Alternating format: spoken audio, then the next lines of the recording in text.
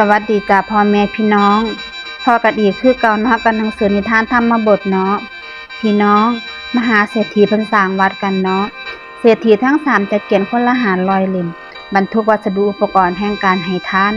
มีผ้าเครื่องนุ่งห่มเนยใสน้ำผึ้งและน้ำอ้อยเป็นต้นเนาะไปถึงเมืองสาวิตรีแล้วขอไปสู่พระเชตวันถวายบังคมพระศาสดาสดับท่านคาถาแล้วในที่สุดแห่งท่านคาถากตั้งอยู่ในโสดาปฏิผลถวายท่านอยู่ในสำนักของพระศาสดาประมาณเดือนแล้วอาราธนาพระศาสดาเพื่อเสด็จไปยังเมืองโกสัมพีเมื่อพระศาสดารับอาราธนาก็เลยตรัสว่าข้าฤหับดีทั้งหลายพระตถาคตทั้งหลายย่อมยินดีในที่สงบเราเศรษฐีก็เลยทูลถามว่าพวกข้าพระองค์ทราบแล้วถ้าพวกข้าพระองค์พร้อมเมื่อใดที่ทรงสารมากราบอาราธนาอีกครั้งพระเจ้าค่ะเศรษฐีทั้งหลายเดินทางกลับสู่เมืองโกสัมพีเราให้สร้างมหาวิหารไว้3บ่องก็คือโคสกาเศรษฐีให้สร้างโคสิตารามไว้กุทกาเศรษฐีให้สร้างกุทุพารามไว้ปาวาริกาเศรษฐีให้สร้างปาวาริการามไว้นั่นล่ะสร้างแล้วทรงสารไปถวายพระศาสดานิมนต์ให้เสด็จมายังเมืองโกสัมพีพระองค์ทรงสดับสารของเศรษฐีเหล่านั้นแล้วจึงได้เสด็จไปเศรษฐีเหล่านั้นต้อนรับด้วยความยินดียิ่งเชิญให้พระศาสดาเสด็จเข้าไปในวิหารและมอบถวาย3ครั้งว่าข้าพระองค์ขอถวายวิหารนี้แก่ภิกษุสงฆ์ผู้มาทั้ง4ทิศซึ่งมีพระพุทธเจ้าเป็นประมุขพระเจ้าค่ะและผัดเปลี่ยนกันอุปถากพระศาสดาเองก็เสด็จไปประทับอยู่ในวัดแต่ละแห่งทุกๆมื้อประทับอยู่ในวัดของเศรษฐีผู้ใดก็ย่อมเสด็จเที่ยวไปบิณฑบาตที่บ้านของเศรษฐีคนนั้นแหละเศรษฐีทั้ง3คนนั้นมีนายมาลาการหรือว่าสร้างจัดดอกไม้ชื่อสมมุนะเป็นผู้อุปถากนายสมมุติวราการนั้นกล่าวกับเศรษฐีเหล่านั้นว่าข้าพเจ้าผู้กระทำการอุปถากท่านทั้งหลายตลอดกาลและนานข้าสินิมนต์พระศาสดาให้เสวยพระกายาหารที่บ้านของข้าพเจ้าขอท่านทั้งหลายจงให้โอกาสแก่ข้าพเจ้าจักมื้อนึงเถิดขอรับเศรษฐีทั้ง3คนนั้นกล่าวว่าสมมุนะถ้าจังซั่นท่านจงนิมนต์พระศาสดาให้เสวยในมื้ออื่นนี้เด้อนายสมมุติวราการนั้นก็ได้ดีใจจังหลายจึงนิมนต์พระศาสดาตัดเตรียมเครื่องสักการะไว้แล้วในห่วงเพลานั้นพระเจ้าอุเทนพระราชทานเงิน8กหาปานะเป็นค่าดอกไม้แก่พระนางสามาวดีซุมือนางทาสีของพระนางสามาวดีคนหนึ่งชื่อนางปุถุชตาซึ่งเป็นยิ่งหลังของไปรับดอกไม้ที่บ้านของนายสมมุติวราในการเนื่องนิดมื้อนึงนายสัมมานามาลาการบอกกับนางขุนชุตาผู้มาถึงว่าข้าพเจ้านิมนต์พระศาสดาไว้แล้วมื้อนี้ข้าพเจ้าสิบูชาพระศาสดาด้วยดอกไม้อันเลิศแกจงรออยู่นี่ละเป็นผู้ช่วยเหลือในการเลี้ยงพระฟังธรรมเสียก่อนเถิดแล้วค่อยรับดอกไม้เนาะนางขุนชุตานั้นตกปากรับคำด้วยความยินดี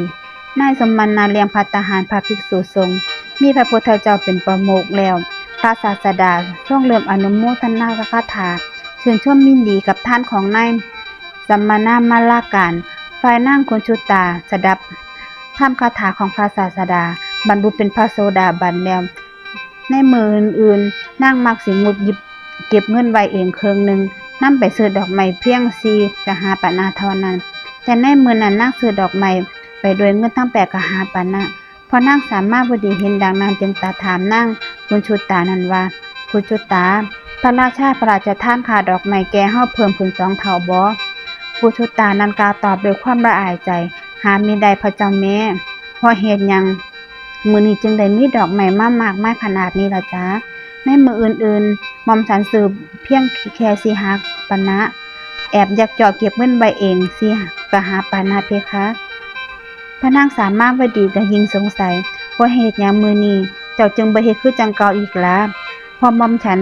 ฟังธรรมคาถาของพระสัมมาสัมพุทธเจ้าแล้วบรรลุธรรมแทนที่พระนางสามารถวดีสิลงโทษนางขุนชุตาแต่กลับตรัสว่าแม่ขุนชุตาเจ้าจงแสดงธรรมนั้นๆให้แก่พวกเฮาทั้งหลายได้รับฟังโดยเถิดนางขุนชุตาจึงกล่าวว่าถ้าจังซั่นขอพระแม่เจ้าจงอนุญาตให้หม่อมฉันอาบน้ำก่อนเถิดพระนางจึงประทานหมอน้ำหอม16 หมอและรับสั่งให้ประทานผ้าจากเนื้อดีอีก2 ผืนนางขุนชุตานั้นนางหลังจากชำระกายแล้วนางนุ่งผ้าจากผืนนั้นห่มผ้าอีกผืนนางบนอาสนะจ ตภัทรอันวิจิตร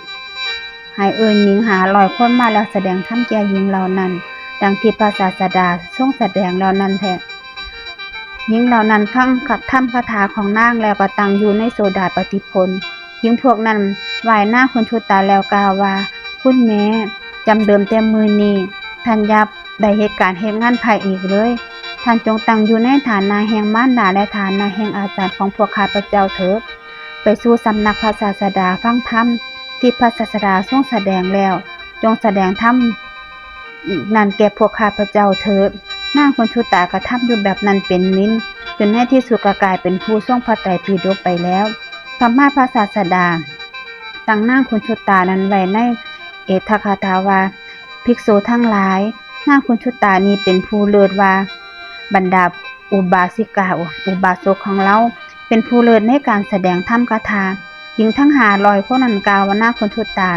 นั้นแบบนี้ว่าคุณแม่พวกข้าพเจ้าใคร่ที่จะเฝ้าพระศาสดาขอท่านจงนิมนต์พระศาสดานั้นให้แก่ข้าพเจ้าทั้งหลายพวกข้าพเจ้าสิบูชาพระศาสดาด้วยเครื่องสักการะบูชาแถบบาทม่วงของพระองค์ท่านคุณชุตาจึงกล่าวว่าแม่เจ้าทั้งหลายชื่อว่าราชสกุลมีโทษนักข้าพเจ้าบ่อาจสิพาท่านทั้งหลายไปภายนอกได้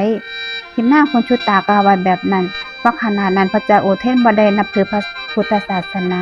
การนิมนต์พระพุทธเจ้ามาสู่พระราชวังอาจได้รับราชอาญาคุณแม่ท่านจะได้ให้พวกข้าพเจ้าพินาศเลยขอท่านจงนิมนต์พระศาสดาให้แก่พวกข้าพเจ้าเถิดนางคุณชุตาจึงออกอุบายว่าถ้าจังสันท่านอาจสิเฮ็ดได้ด้วยกันมองพระศาสดาผ่านช่องที่ฟ้าห้องอันเป็นที่อยู่ของพวกท่านจงให้เขาและจอบซองที่ฟ้านั้นให้น้ำของหอมและระเบียบดอกไม้เป็นต้นมาแล้วยืนอยู่ในหม่องนั้นจงมองเบิงจงเหยียดมือออกถวายบังคมและจงบูชาพระศาสดาผู้เสด็จไปสู่เฮือนของเศรษฐีทั้ง3เถิดพวกเธอก็เลยเฮ็ดตามนั้นเฝ้าแอบเบิ่งพระศาสดาผู้เสด็จผ่านไปอยู่ถวายบังคมและบูชาแล้วด้วยความเคารพศรัทธาอย่างยิ่งนั่นล่ะพี่น้องนางมคันธิยาล้างแค้นต่อมามื้อนึงพระนางมคันธิยาเสด็จออกจากปราสาทของเจ้าของไปสู่วังของพระนางสามาวดีเห็น2ทางมากมายในห้องแล้วจะได้ถามว่านี่มันซองอีหยังเนาะหญิงเหล่านั้นผู้บ่ฮู้ถึงความอาฆาตที่พระนางมคันธิยาผูกพยาบาทไว้ในพระศาสดาจึงตอบว่าพระศาสดาเสด็จสู่นครนี้พวกหม่อมฉันบ่อาจเข้าเฝ้าได้จึงแอบเจ้าซองน้อยแอบอยู่เบิ่งหม่องนี้นั่นล่ะแล้วถวายบังคมและบูชาพระศาสดาผ่านซองนี้นั่นล่ะนางมคันธิยาผู้ถูกไฟอาฆาตสุมอยู่ในใจคิดว่าพระสมณโคดมมาสู่นครนี้แล้วบัดนี้ได้เวลาแก้แค้นแม่นหญิงเหล่านี้ก็เป็นอุปถายิฐาของพระสมณโคดมนั้นเฮาสิจัดการพวกมันไปนำกันนั่นเลย